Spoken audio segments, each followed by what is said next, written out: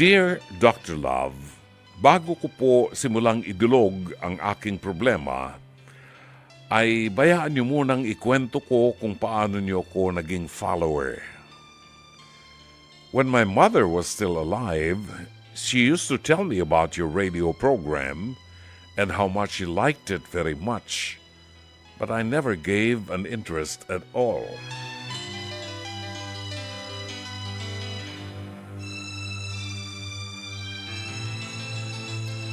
Sadly, she passed away 12 years ago, and months after she passed away, I chanced upon your program in your old television station and started to follow you.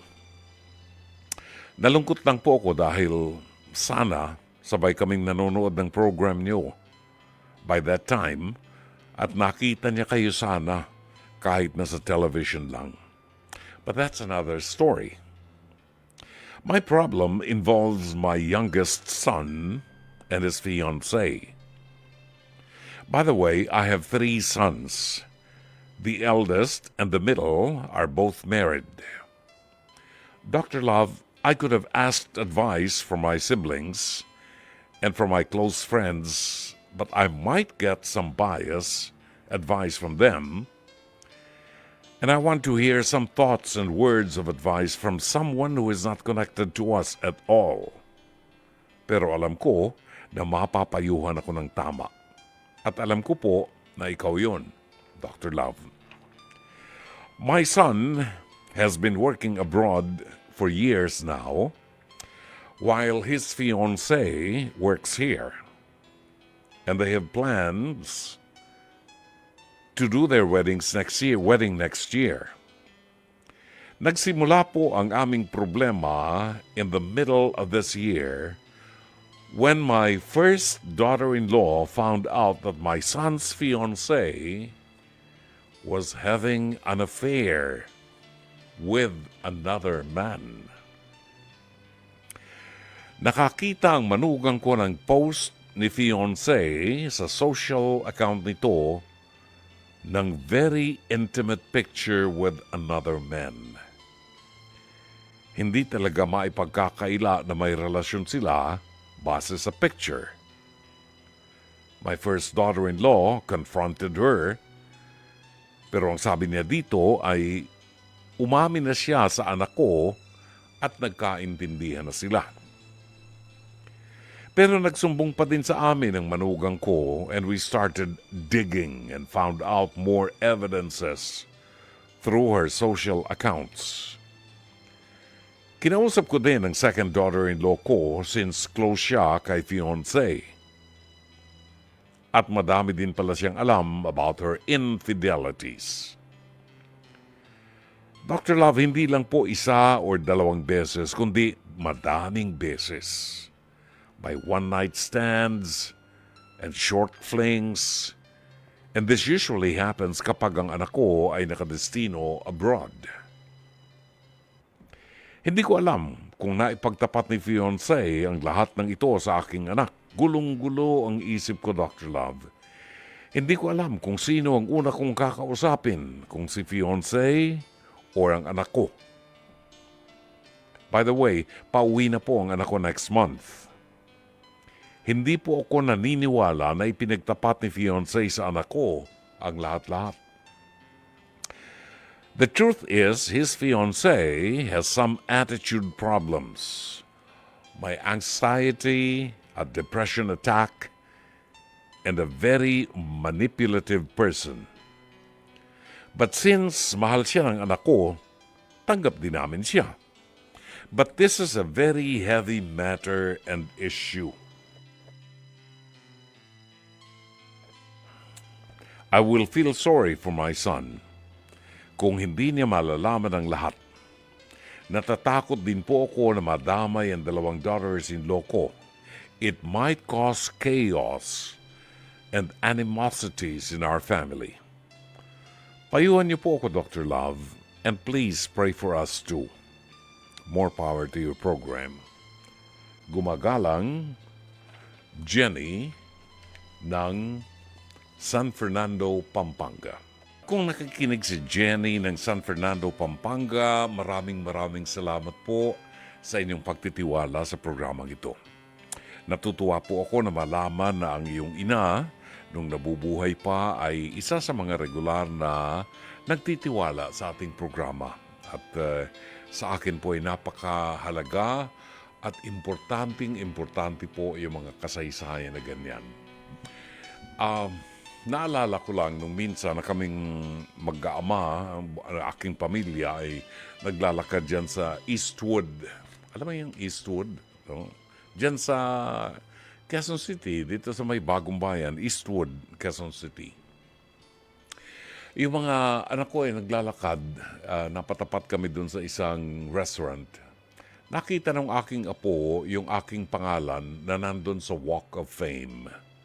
Sabi niya, Papo, sabi niya, may June Banaag dito. Sabi niya, may star dito sa Walk of Fame, June Banaag. Sabi niya, hindi niya alam ako yun. So, nakakatuwa lang po that we leave our marks, no? Para sa akin, ang 27 taon ng programang Dr. Love sa radyo at telebisyon ay napakalaking bahagi ng aking tagumpay. It is a legacy. Ang pagkakaroon ng star sa Eastwood, sa Walk of Fame, na nandun ang pangalan mo ay napakagandang legacy na iiwan ko. Bagamat tinatapak-tapakan yung aking pangalan. Di ba? So pag ako'y nawala, maglagay naman kayo ng bulaklak at saka ng kandila doon. para makita ko naman, di ba? Yan lang. Nakukwento ko lang kasi itong mother ni Jenny ng Pampanga ay nakikinig daw sa programa natin. And now, si Jenny na lang ang nakikinig sa programa natin. Now, meron siyang problema at itong problemang ito ay very typical problem between a mother-in-law and a manugang daughter-in-law. Now, natutuwa naman ako dahil Jenny, yung iyong dalawang manugang ay in good terms with you. Ako'y naniniwala talaga na walang masamang biyanan at walang masamang manugang. Bakit lamang na-implant sa ating kultura na kapag biyanang babae, automatically kaaway ng manugang na babae? Hindi naman totoo yun. Ang misis ko, lahat ng aming mga manugang ay kaibigan niya. Di ba? Hindi naman hindi kontrabida ang mga biyanan. Well, kasi merong mga biyanan na hindi mapawalan yung anak nila kapag nag-asawa na nagiging silosa at pinakikialaman yung buhay ng kanilang mga manugang, pati pagpapalaki ng mga anak. Tagilan po natin yan, mali po yan. Natutuwa ako kay Jenny that she is in good terms with her two daughters-in-law. Now, Jenny, ako'y naniniwala sa anumang relasyon. Magkaibigan, anak at magulang, mag-asawa, magsyota. Mahalaga ang honesty, ang pagiging tapat sa isa't isa. Dito natin itinatanim ang isang mahabang pagsasama kapag tayo ay tapat sa isa't isa. Hindi lang sa asawa, hindi lang sa ibang tao, pati sa mga kaibigan natin, kailangan yung honesty. At kapag nawala ang honesty, gumuguho ang ating pagtitiwala, gumuguho ang ating samahan, no? So, intro pa lamang po yan, honesty na yan. Sang-ayon sa iyong kasaysayan, ang iyong anak na bunso ay nasa abroad at nagtatrabaho at meron siyang fiancé. When we say fiancé, ito yung pakakasalanan niya. No? May kasunduan na sila, fiancé. Nag-set na sila ng date, nag-set na ng date ng kasal, at determinado sila na pakasalan ng isa't isa. Pero, hindi po lahat ng pagkakataon ng mga fiancé ay nakakatuluyan. Ayan. Kasi mayroong mga pangyayari na hindi inaasahan na, nababago ang damdamin ng isa't isa. And basically, ang pinaka mabigat ay ang hindi pagiging tapat sa inyong relasyon. Sang-ayon sa kasaysayan at sa liham na ipinadala sa atin ni Jenny, yung kanyang unang manugang ay nagkaroon ng pagkakataon na makita sa social media, no? Doon sa account nitong fiancé ng kanyang anak na napatunayan niya na nagtataksil itong nobya ng kanyang anak. Nagtataksil in the sense that nakita sa mga pictures na masyadong daring yung mga pictures na inamin daw naman nung magiging manugang niya, nung girlfriend ng kanyang anak, ay ipinagtapat na raw niya ito sa anak ni Jenny. At sapagkat ipinagtapat na, sang-ayon sa liham, ay uuwi next year ang kanyang anak na lalaki upang magpakasal at planuhin na ang kasal. Isakatuparan ang kanilang kasal. Ang problema ngayon ng isang ina, nakasisiguro ba ang anak ko hindi ba malalagay sa alanganin o maging kaawa-awa naman ang aking anak kung pakakasalan niya ang isang babae na katulad nito na kanyang nobya na hindi lang isang pagkakataon na nagtaksil sa kanyang anak. May one night stand. Naku, sana hindi ko nakilala itong babaeng ito. Diba? Baka ako'y nagkataon nabiktima rin itong babaeng ito. Kung itong mga panahon na ito, safe siya sa akin. No? Pero, hindi magiging maganda para sa isang ina na alam niya na yung kanyang magiging manugang ay nagtaksil hindi lang minsan, kundi pa ulit-ulit na pagtataksil habang wala ang kanyang anak. At ito ang isang bagay na magiging mabigat sa puso ng isang ina kung hindi niya maaaksyonan. So ang tanong ni Jenny sa atin, Brother June,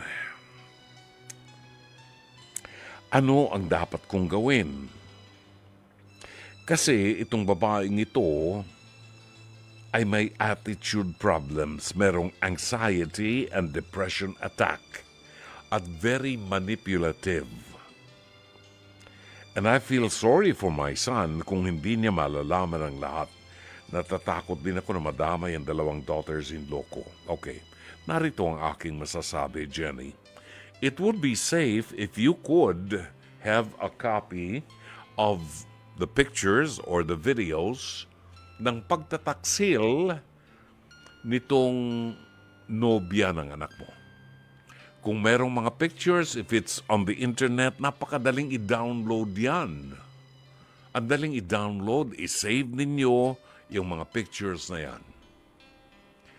Lahat ng mga ebidensya ng pagtataksil niya ay i-save ninyo. Kailangan meron tayong ebidensya. Ang sa akin ay ganito. Huwag mo na munang kausapin yung iyong mamanugangin kasi kung kakausapin mo, baka hindi rin umamin sa'yo. Or baka pagtaasan ka ng boses, baka hindi ka makapagtimpi. Di ba? Mas makabubuti na ipakita mo at kausapin mo ang iyong anak na lalaki at sabihin mo sa kanya na ayokong makialam sa anumang desisyon mo. But here are the evidences of her dishonesty. Here are the evidences ng pagtataksil niya sa iyo at ikaw ang magdesisyon sa buhay mo. Susuportahan kita. Ayoko lamang na magdesisyon ka nang hindi mo nalalaman ang lahat. Kaya narito ang mga pictures na dinownload namin at sang-ayon sa iyong nobya, sinabi na raw niya sa iyo ang mga bagay na ito. Kung sinabi niya sa iyo at pinatawad mo siya at binigyan mo siya ng isang pagkakataon pa para patunayan, ang sa akin ay baka pwedeng i-hold muna natin ang araw ng kasal. Baka po pwedeng i-adjust natin, i-reset natin ang kasal. At pakiramdaman mo ang sarili mo kung tunay na mapagkakatiwalaan mo pa siyang muli. Kasi kung hindi, it's useless. Kung kayo ay magpapakasal, maghapon lang yung celebration na yan. Pero pagkatapos ng celebration na yan, magiging impakto ang buhay mo kung hindi ka nakapagdesisyon ng tama. Hindi natin sinasabi na hindi magbabago ang isang tao. Maaaring magbago ang kanyang nobya. Pero ang mahalaga, alam ng anak mo, base sa mga ebidensya, alam ng anak mo ang katotohanan at doon tayo mananatili sa katotohanan. Kung anuman ang maging desisyon ng iyong anak, pagkatapos mong ipakita ang mga ebidensya at sabihin sa kanya ang lahat ng saloobin mo, kung ang desisyon niya ay ipagpatuloy ang kasal dahil mahal niya, yung babaeng yun, well, igalang natin siya. Pero ang mahalaga, alam niya ang lahat ng kasaysayan before he makes his decision. Sana'y natulungan ka ng palatuntunan ito. As always, Dr. Love.